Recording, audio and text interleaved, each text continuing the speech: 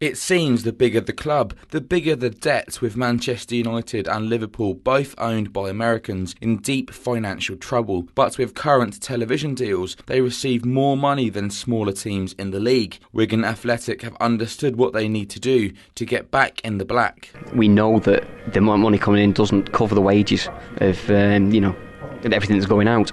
So, we know we have to sell, a player or two every couple of years to balance the books, as it were. And that's what it's all about. You've got to balance the books.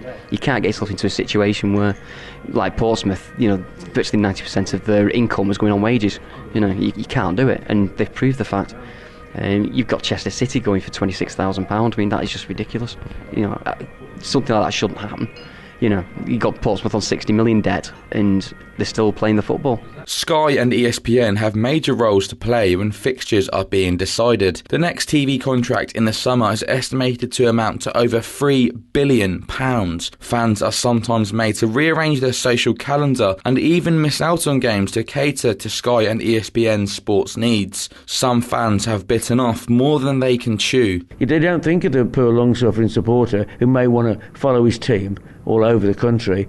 There is a match coming up on Sky Television that has been moved to a Monday night, and it is Newcastle away to Plymouth Argyle. It's an 820-mile round trip, 2 days off work for a fan. Who gives a damn? Sky should be paying those people to go to that match, not those people having to pay to see it. With more and more loyal supporters ditching their season tickets, clubs desperately need to get more bums on seats. The need to make Premier League football again more affordable is simply a must. Nobody I know cares if people who've got a lot of money or big companies have corporate boxes. They just want plenty of seats available at lower prices that everybody can afford to go to the game. That's the vision of the game that we've got. The Football Association and the Premier League got to decide whether that's the vision they got, because if they haven't, they will destroy the game in this country. The average Premiership player earns over £20,000 a week. It's a substantially wealthy industry in England's top division. For players further down the Football League, the money in the Premier League is one of the factors to impress at every opportunity. Every player in the league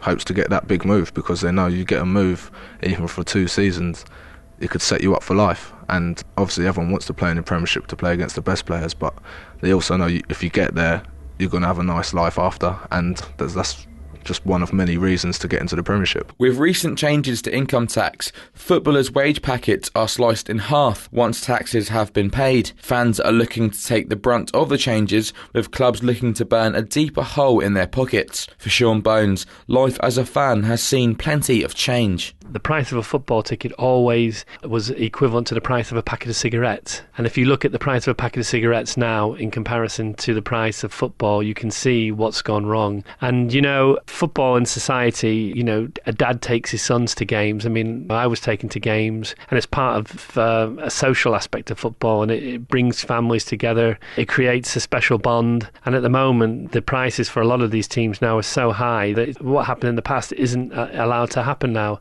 And I think if you think of it as a dad who's out working, doing a 9-to-5 job, he's thinking about how much he has to bring into the house to pay for food and different things. And when you have these ridiculous prices of tickets, the family budget just doesn't justify paying these amounts. There is no questioning the quality of the Premier League. It is arguably the best league in Europe, with an abundance of talent lighting up our stadiums and homes throughout the season. There will always be the loyal football supporter watching their team at all costs. But is this type of fan slowly eroding? How much do you pay for 1.5 hours of entertainment? I go to most away matches, and you look at Chelsea, which I think is £52 this year.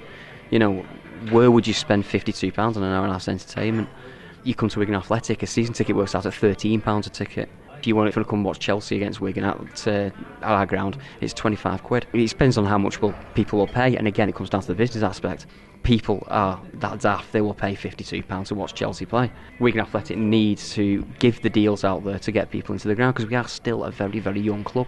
So has football completely lost its spirit? As supporters of the game, are we now fans of our local business and not our local team? Football can't be about that. Football, in fact, has got to be run on much better, more efficient, more competent business lines than it ever has been in the past. But that's to allow the club to continue. In the end, it's football club. It's not football business. Of course, people are entitled to have a fair return. Players are entitled to be fairly paid. It's a short career and they've got great skills. Of course, the people who lend money to football should be properly paid.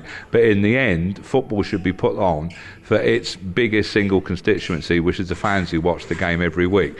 The moment you start stopping worrying about the fans, then it's the end of professional football. 250 million fans worldwide cherish their heroes every week. The Premier League is an attractive proposition and generates billions of pounds. Clubs who are in it want to stay in it. Clubs who aren't in it bend over backwards to gatecrash it. But is the fan going to be left behind as the Premier League picks up its pace and seeks further avenues for new investment? Are we going to see a high-profile club die before we see change? Is the Premier League becoming bigger than we expect or even want? One thing is for certain, changes are needed to ensure that Premier League clubs financially get back on track. Football lost its soul in 1992 when the FA sold it all to Sky Sports 1 and 2. If clubs complain about too many matches, the moment they have a free weekend, as Man United were knocked out of the Cup this year by Leeds, they go straight abroad and play another game.